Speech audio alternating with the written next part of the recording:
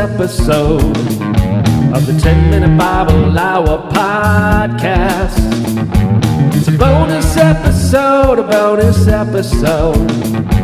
the 10-Minute Bible Hour podcast. Come on now! Hey everybody, I'm Matt. This is the 10-Minute Bible Hour podcast, and we're going to do a fun bonus episode with a fun bonus guest, my longtime friend, Greg Fell, Dr. Greg Fell. Let's give him all the credit he's earned. Greg, good to see you. Good to be here. Thank you. Greg's awesome. He's been my friend for a long time. He's been the district superintendent of the Rocky Mountain District of the Evangelical Free Church of America forever. And when I was working at a church, he was the guy who helped me figure out how to make things go. So I think the world of him. And so we got to compare notes today when he was in town. And he's like, hey, I talked about Matthew 8 today. And I was like, wait, the part about the calming of the storm? And he was like, yep. And I was like, here, talking to this microphone right now. And now you, my friends, are caught up on exactly where we are. I've been in Matthew chapter 14, or we have here on the podcast conversation. And we spent a lot of time on this second calming of the storm. This is the walk on water episode. And you just talked about the first of the two episodes. What do you see going on in the first one? What is the point? Why is that in the text there in Matthew chapter 8? And do you think there's a connection between it and what's going on in Matthew chapter 14? Oh, absolutely. Matthew chapter 8, it's all about faith. Some have it, most don't. Even the disciples are amazed at what Christ does in the calming of the storm. And he says to them, men of little faith, what's wrong with you? Why don't you get this? It's an interesting passage because we see both the deity of Christ as well as the humanity of Christ in that passage. He's not dumbfounded because he's God in the flesh, but socially it comes off like, I mean, what the heck, guys? Yeah. So what do you see in the text prior to that passage that would make you say that he's justified in having those expectations? It's an interesting day. I mean, it starts out, he's doing miracles. He heals a leper. He heals a paralytic. He even heals somebody's mother-in-law. One of the leaders says, I'll follow you anywhere. And he says, well, yeah, okay, that's great. You realize I'm homeless.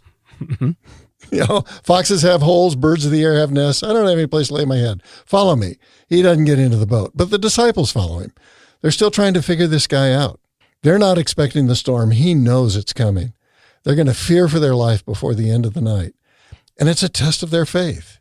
How deeply rooted are you? How much do you really believe in me? And it's pretty clear in this first storm, they aren't quite with him yet. But he doesn't write them off. Oh, no, he doesn't write them off at all. It looks like he expects that they've seen enough that they should be able to connect the dots here. Yeah, they've seen the miracles. They've walked with him. They've talked with him. Yeah, they should know by now, right? But they don't. But then he's patient and doesn't blow them up for it. You know, then we get to the stuff that we're looking at here in this conversation, 6 chapters later. They still are hesitant to acknowledge with words what they are convinced of, at least according to the narrative. That's the way the text holds it out. That's a tremendous amount of patience then that he's demonstrating along the way. What are we supposed to glean from that? Like, at what point are you supposed to have seen enough? Well, they're putting their reputations, their very lives on the line. Because if they start following him, they've got some dues to pay with the Sanhedrin, right? Right. If we're really going to follow him, we're putting everything on the line, our lives. So in the first one, it ends with them being like, who's this guy? I mean, that even the winds and the waves obey him. That's bizarre. Yeah. In the second account, well, it's not the second account, but in the second incident that's recorded in Matthew 14, this is the one where Jesus walks on the water and Peter gets out of the boat for a minute. At this point, like, they've seen enough and they physically worship him, whatever that means. It says they worshiped him and they said, truly, you are the Son of God. What changed in your mind over those 6 chapters? They're on a pilgrimage. They're on a journey, just like we all are. And our faith is something that I think we believe intellectually before we own it. They didn't own it yet in chapter 8. What kind of man is this that even the winds and the waves obey him? They're still not quite sure who he is in chapter 8. It's almost like there's a threshold of, belief is not a strong enough word, a threshold of obviousness that they passed somewhere in there. And I couldn't tell you. I mean, I guess the point is when Peter got out of the boat and walked with Jesus for a second, I guess that was the moment. You use this phrase all the time. I can't remember exactly what it is, but it's a phrase about change. and you say something like, when the pain of one thing outweighs the pain of the other. What is that again? The pain of staying the same has to be greater than the pain of change before change will occur. I couldn't get the quote right, but I was recording this the other day when I was right on this passage. I was like, oh, my buddy Greg says some stuff. No, I'm going to get it wrong. I'll just ask him when I talk to him next. But I was thinking of that exact quote because to me, it seems like what's happening here is they know if they say something that would be blasphemous, if it's wrong, this person is the Son of God, and other people hear him say that. I mean, this isn't your 1960s or 70s America where you can just say anything and it works. You know, your book's not going to get canceled. You are going to get physically punished for saying the wrong thing about God. It's a very risky proclamation to make, maybe even a death sentence. So some inflection point got passed here where they're like, look, I can't stop denying what I'm seeing with my eyes. Look at this thing. Look at what's happening. You just have to say the things that are true and that are in keeping with the evidence that's right in front of your face, even if it means a really good beating.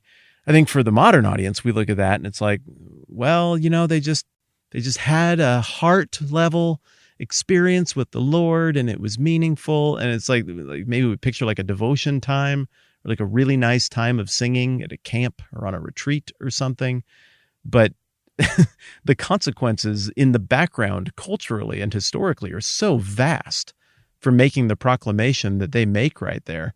I think that their faith is being developed. He says to them, why are you amazed? Why are you surprised at this? You men of little faith. Their faith grows over time as they experience Jesus. They're not quite there yet. It's interesting. Hebrews 11:1 talks about faith. It doesn't say faith is being sure of what we already have and know. Faith is being sure of what we hope for. It's the certainty of what we don't see, not what we already know, what we've already experienced. There's another place, of course, in Scripture where, Thomas says, I won't believe unless I see the nail prints in his hands and his feet. And Jesus walks into the room and he says, really, here they are. You believe because you see. Blessed are those who believe because they don't see. So they're learning that what they are seeing is giving them more hope for what they don't even understand or know. So let's say you are sitting in on this conversation right now and you're in a place of faith. You're like, yeah, I'm a Christian. I think there's a God behind all this. I'm in. I think I see Jesus the same way the post walking on water disciples see it. What is that person supposed to take from this passage? Is there anything they do with that? Or is it just like high five disciples, we're on the same page? Yeah, my question is, how deep is your faith? This is a literal storm, but there's a figurative storm also. We talk about tough times in our life being a storm. We use it as a metaphor, right? Sure. It's really only tested when the storm comes. How much do you really believe? Have you ever asked, where are you, God? What are you doing? What are you up to? They're not there yet. They're not that deep in their walk with Jesus. They don't quite get his deity. We see his humanity and his deity in this passage. Humanity, he's asleep in the boat. There's this huge storm that's going on.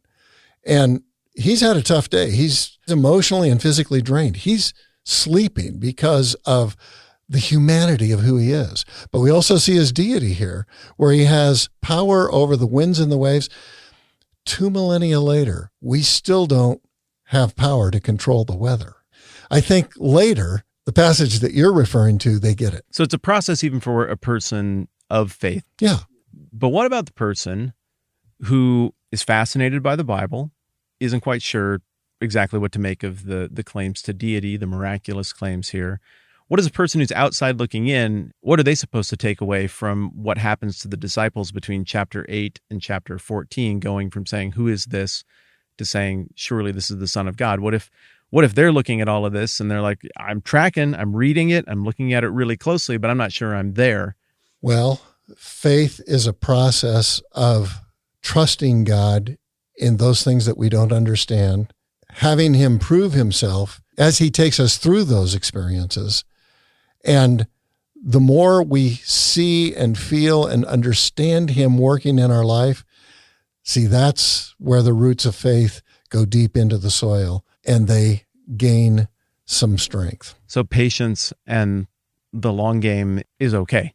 Sure. If there's still questions and there's still process to go through, even though at this point in the text, maybe Matthew is saying, hey, I was on the boat and this was enough for me. At this point, like I was there with the guys. We all saw what happened. We'd seen enough and we were like, we're in. So Matthew has us there narratively at the end of chapter 14, but we still have half the book to go for the person who wasn't on the boat. Maybe it's not quite as impactful if you're just hearing the story. And maybe for that person, if they're not quite to that place yet that Matthew was, it's okay for them to continue that process, even if it moves a little slower than somebody who was on a boat to see a miracle like that. Sure. As humans, we want to be able to test it, to touch it, to feel it, to smell it, to measure it before we can believe it, particularly in American culture. That isn't what faith is. Hebrews 11:1 and 2 again. It's the substance of things hoped for. It's the evidence of things we haven't seen. So it isn't ontological. It's trusting in that which God proclaims. I think there are a ton of people on both sides of that inflection point of faith who I think both crowds will find what you've said very helpful. I don't view Matthew as giving us and now we're done with the part where you think about it, a drop of the microphone here in chapter 14. I think he's describing what it was like to be there in the firsthand account and the faith process they went through. But I think entirely separately, he's trying to walk the reader through a process of faith that clearly he anticipates he's only halfway through with. This is fun, buddy. Thanks for jumping in with me. Hey, thanks for inviting me. You did a great job with zero notice or warning. I really like it socially, just being like, here, just talking to this. Trust me. Don't think, just talk. So nice job thinking on your feet, buddy. Hey, Appreciate not it. thinking is my forte. Yeah, okay, whatever.